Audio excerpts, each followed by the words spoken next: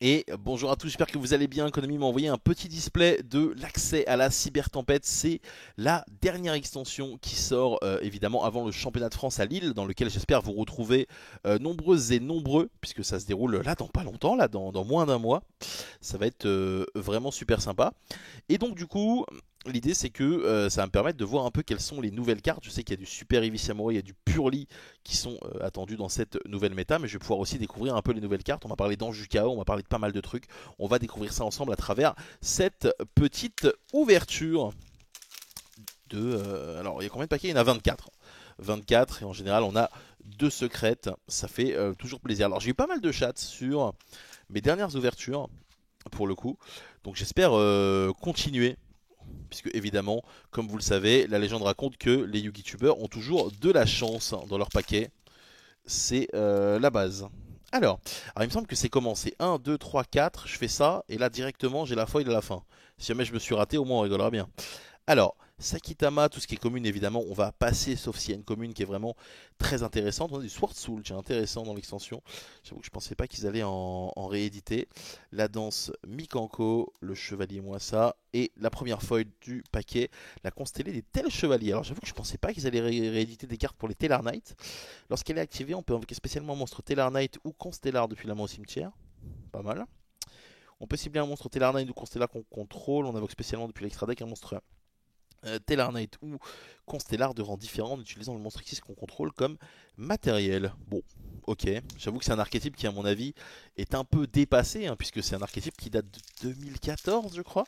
Mais s'il peut y avoir des cartes qui permettent tout simplement de rejouer tout ça, ça peut être toujours très très sympa. Allez, Manadium, ça c'est un des archétypes qui sort dans l'extension. On a également encore un peu de cartes Kashtira, ça fait toujours plaisir, c'est l'archétype que je joue en ce moment.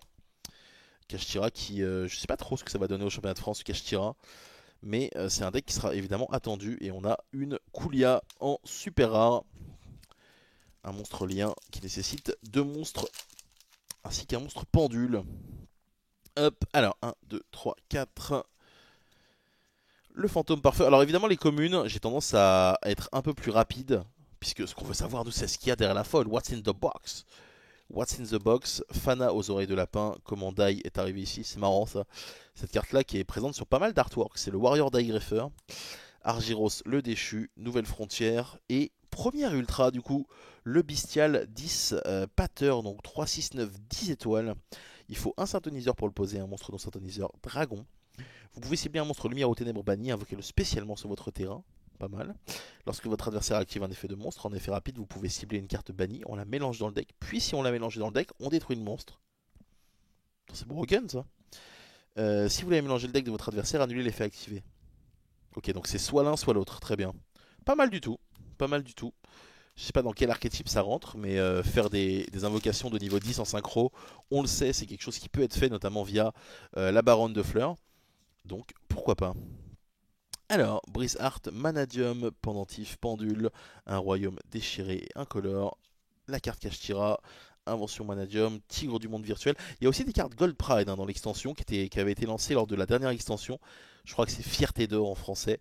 Et on récupère une Adularia de la lune de juin. Pas forcément très fou. Hop. 1, 2, 3, 4. Alors évidemment le rêve ça serait d'ouvrir une Starlight, hein, vous le savez. J'aime bien les Starlight, Sage Siverse, le pendentif Pendule, Souvenir endormi Purely, voilà la première carte Purely. Purely qui était sortie dans une autre extension, hein. C'était pas une extension principale, et qui au final, c'était des cartes qui à l'époque n'étaient pas très demandées, et au final aujourd'hui, c'est des cartes qui sont plutôt recherchées. Deuxième ultra rare de notre petit display pendant que la caméra bouge un peu, je vais essayer de fixer ça de façon à ce que ce soit pas horrible pour vous. Hop. Voilà, tout va bien. Ok, non, pas du tout. Je vais attendre un peu. En tout cas, Fierté d'or, c'est sorti de nulle part. Invoquez spécialement un monstre Fierté d'or depuis votre main au cimetière, puis votre adversaire peut invoquer spécialement un monstre depuis sa main au cimetière sur son terrain. Mais vous annulez ses effets. Donc c'est une magie rapide, ça peut être utilisé pendant le tour de l'adversaire. Pourquoi pas. Le fait de donner des ressources à l'adversaire, c'est jamais quelque chose qui est trop kiffant, mais bon. Ça fait toujours une carte qui est plus ou moins correcte pour peut-être les Gold Pride. Alors, je vais ranger ces communes là. le grand Benkei, le double Avatar, le Sage Cybers, les traces de piège, la duplication de fusion, le double hameçon, Uli, le poisson bijou, Fierté d'or, c'est serré, et l'aspirante abeille, la carte Vitality évidemment. Petit insecte 2 étoiles 0-0 depuis la phase, on l'envoie du terrain au cimetière. On dévoile un nombre de cartes du deck et égal au nombre de zones magie piège inutilisées par l'adversaire et on peut poser un piège dévoilé sur le terrain. Bon, ça m'a l'air d'être relativement gimmick, relativement pas ouf, mais peut-être me trompe, j'ai évidemment. Hop, alors, Atsugai. Allez, une petite Starlight là. Alors, je sais pas du tout ce qu'il y a en Starlight dans cette extension, j'avoue que je me suis pas renseigné là-dessus. Mais bon, ce sera pas une Starlight ni une Ultra, ni encore moins une secrète, ça sera ce bon vieux Votis. Un démon de niveau 4. Ouais, Ange du Chaos, en vrai ça me ferait plaisir. Ange du Chaos, ça m'a l'air quand même d'être une carte qui est assez générique et assez cool. Ça pourrait être le moyen d'ouvrir quand même une carte assez utile.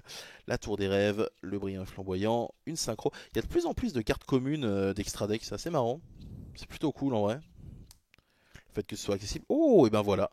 Notre première secrète rare, le Dragon par feu de Singularité. 3 monstres à effet, donc monstres liens évidemment. On peut cibler un nombre de cartes contrôlées par notre adversaire ou dans son cimetière inférieur ou égal au nombre de types de cartes différents qu'on contrôle et dans notre cimetière. On les renvoie à la main et aussi cette carte gagne 500 points d'attaque pour chaque carte renvoyée. Si un monstre pointé par cette carte est détruit au combat et envoyé au cimetière, on peut cibler un monstre cybers dans notre cimetière et on l'invoque spécialement. 3005, bon, plutôt une bonne secrète. Toujours sympa d'avoir des cartes d'extra deck dans les raretés, dans les grosses raretés, de façon à déjà un être sûr de ne pas les abîmer parce qu'on va pas beaucoup les mélanger, et deux, bah, avoir cette possibilité tout simplement quand on va deck build. Alors, châtiment à épée, sentiment Solfacor, préservation d'Inomorphia, le Fana, le Chevalier, l'étude du marqué, et on a le cruel Saturnas de la Coléotrope. Encore un insecte. Au final, il doit y avoir un archétype insecte que j'ai pas vu, puisque ça fait quand même une abeille, un coléoptère, ça commence à faire beaucoup. Hein. Hop, 1, 2, 3, 4. Alors, brillant et flamboyant, pendule lune, pure lily. Ok, on a quelques cartes Purely. On n'a toujours pas eu de foil hein, côté Purely, qui est quand même un archétype qui est censé exister. Et voilà, on a notre première carte, Samouraï Supralourd. Alors, Samouraï Supralourd, pour ceux qui ne savent pas, c'est un archétype qui devient plutôt intéressant avec cette extension. C'est un archétype qu'on verra au championnat de France. Donc, le commandant Shanao, Samouraï Supralourd, pendule de niveau 1. Enfin, de niveau 1. De scale 1, pardon. Donc c'est l'effet pendule, c'est que lorsque l'adversaire déclare une attaque, on peut invoquer spécialement cette carte, puis si on n'a aucune magie piège dans le cimetière, on change l'attaque du monstre adverse à 0, et on annule ses effets. Et son effet en tant que monstre sur le terrain, il peut attaquer tant qu'il est en position de défense, et s'il le fait, on applique sa défense pour le calcul des dommages, donc 2500. Une fois par tour durant la battle phase, si vous contrôlez cette carte invoquée par synchronisation, puisque oui c'est une synchro, vous pouvez invoquer spécialement une carte monstre Samouraï Supralourd sur votre cimetière, ou zone magie piège face recto, puis vous passez cette carte dans votre zone pendule. Donc voilà, ça c'est des cartes qu'on va beaucoup voir lors du championnat de France. Donc évidemment, si vous n'êtes pas fan d'archétype pendule comme moi, bah ça fout le seum. Mais d'un autre côté, l'année dernière, on n'avait pas trop vu de pendule lors du championnat de France. Donc ça fait toujours plaisir, même si c'est une mécanique qui est, je pense, une des moins appréciées entre guillemets des joueurs. Pendentif, Atsugai, Sage Cybers. Bon, les communes, c'est évidemment toutes les mêmes. Et on a. Ouh, il y a une carte Tribrigade. Rugissement Tribrigade. Si vous contrôlez un monstre lien, envoyez une carte Tribrigade depuis votre deck ou extra deck au cimetière, puis ciblez un monstre à effet sur le terrain. Appliquez l'effet suivant selon le type de la carte envoyée. Monstre jusqu'à la fin du tour, vous changez l'attaque du monstre ciblé à 0. Donc ça peut être intéressant en battle phase. Magie jusqu'à la fin du tour, on annule les effets du monstre. Et piège, on bounce le carte. Ok, très bien. Et donc l'idée c'est que si tu envoies une carte Tribrigade, bah, ça active son effet. Genre typiquement si tu envoies Kit ou les deux autres là, dont j'ai plus de nom, Kit Nerval et Fractaligno, ça peut activer leur effet. Très bien. Donc Tour des Rêves, Trace de Piège, Double Avatar, Arc Lénino, Chevalier Mossa, Propulseur, Kitsuni et Moisson Ange de la Mort, encore une carte pendule. Il nous reste théoriquement une secrète. Après, s'il n'y a pas de secrète et qu'à la place on a une Starlight, moi ça me va. Hein. J'aime bien les cartes qui brillent. Alors, Bête du nuage doré, Symphonie Solfacor, Ashra Kashtira, Souvenir endormi Purely, un monstre Cybers, le duplex, Uli le bijou, Mikanko, double hameçon et la réincarnation des 7e empereurs qui marche avec les Xyz numéros. Pas forcément la carte la plus impressionnante, mais bon, on l'avait pas, donc ça nous va. Ensuite, 1, 2, 3, 4. Le Pur Lily, la préservation d'Inomorphia, le pendentif pendule. On va évidemment accélérer sur les communes. On veut savoir quelle est la deuxième secrète de cette boîte. Et ce sera pas ça, puisque c'est Kitty Tail, la bête mystique de la forêt. Bon, la carte est cute, hein, j'imagine. Mais si cette carte est invoquée normalement ou spécialement, on peut cibler un monstre bête, bête guerrier, bête ailé, insecte ou plante. Ça fait beaucoup quand même. Envoyer un monstre depuis votre deck au cimetière du même type d'origine que celui du monstre. Cette carte en possession de son propriétaire est détruite par une carte de l'adversaire. On ajoute un monstre bête, bête guerrier, bête ailé, insecte ou plante de notre deck à notre main. Bon, c'est un peu lent, mais en termes de recyclage et pour pouvoir potentiellement choisir ce qu'on tuto, pourquoi pas, si jamais il y a un archétype autour, évidemment. Hop. Alors, protecteur du rêve, le Blizzard Manadium, le fantôme pare-feu, trace de piège, protecteur, propulseur, renforcement, Kitsuni, et oh, encore une ultra, le défenseur pare-feu. Monstre Cybers de niveau 4, 1200-1500. Cette carte est envoyée au cimetière comme matériel pour l'invocation d'un monstre Cybers lien. On peut invoquer spécialement un monstre pare-feu depuis notre deck. On ne peut pas invoquer spécialement de monstre le tour où on active cet effet, excepté les monstres Cybers. Si un ou plusieurs monstres pare-feu que vous contrôlez vont être détruits par un effet de carte, vous pouvez bannir cette carte depuis votre cimetière à la place. Ah, donc il a une utilité aussi quand il est envoyé au cimetière, pour potentiellement protéger par exemple la lien qu'on a eu tout à l'heure, qui est également un monstre Firewall, donc un monstre pare-feu. Hop. Alors, Archelino, le double avatar, la furtivité, châtiment à épée, le ciné, le kitsuni, la princesse impériale, la danse Mikanko, et oh, encore une ultra. Encore une ultra ici, le rouleau compresseur Chenil Infini. 2100-2100, si un monstre terre machine est sacrifié au banni face recto, on peut invoquer spécialement cette carte depuis le cimetière, si elle y était lorsque le monstre a été sacrifié au banni, ou depuis la main. Bannissez-la lorsqu'elle quitte le terrain. Vous pouvez utiliser cet effet de rouleau compresseur qu'une fois par tour. Un monstre X6 dont le type d'origine est machine qui a cette carte comme matériel gain de cet effet. Les monstres face recto contrôlés par l'adversaire sont changés en position de défense et aussi ils perdent 1000 de def. Intéressant. Cette carte est plutôt intéressante. Elle m'a fait un peu penser à un monstre carrière là qu'il y avait dans Master Duel qui avait été ban. J'ai plus son nom. En tout cas au visuel. Atsugai, Archelino, Tour des Rêves, on est à un peu plus de la moitié de la boîte, hein. Là on commence à dérouler.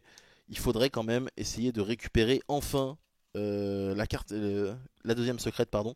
Baromètre, le mouton arbuste sacré. Monstre de rang 4. Le nom est marrant en vrai. Le mouton arbuste. C'est à la fois un mouton et à la fois un arbre. 1, 2, 3, 4. Allez, on enchaîne. Il nous reste quoi comme paquet? Il nous reste environ 8 paquets.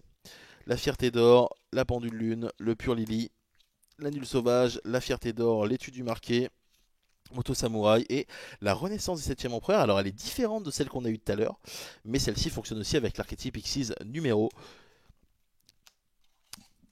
Normalement, si vous faites pause, vous êtes capable, avec la qualité d'image, je pense, de pouvoir lire les cartes. J'ai essayé de prendre un logiciel qui faisait une qualité pas trop dégueu.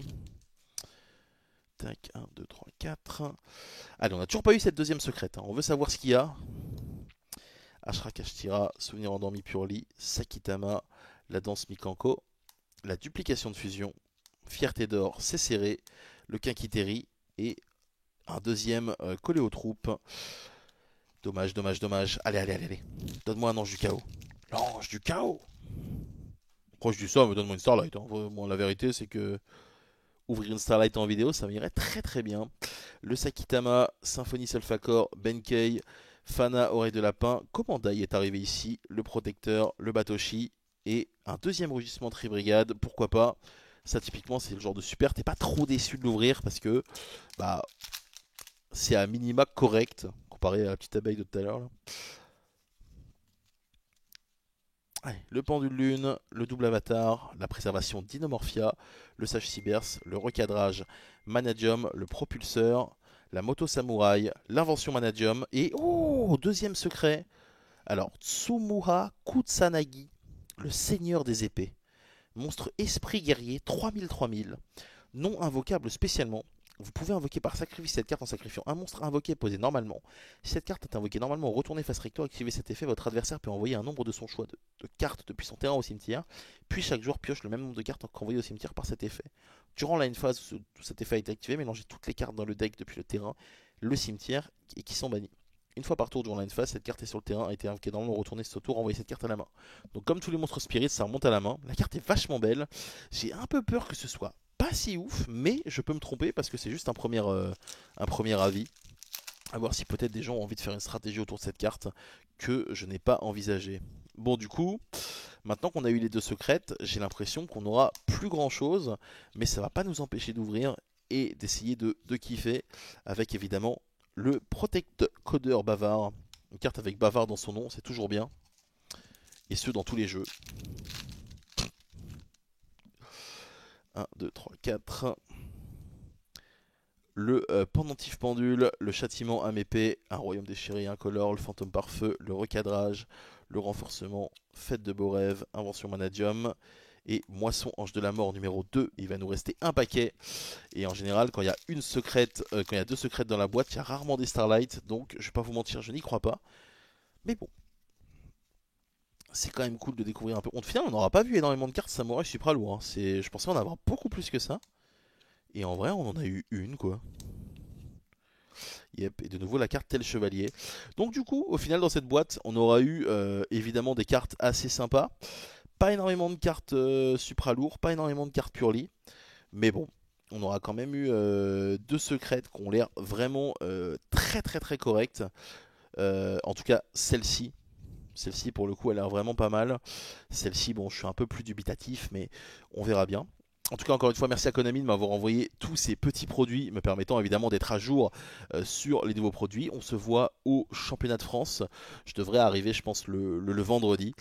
Et voilà, prenez soin de vous. Et bonne chance à tous dans votre préparation pour tenter évidemment d'être un des quelques champions de France qu'il y a eu dans l'histoire de ce jeu. Au revoir.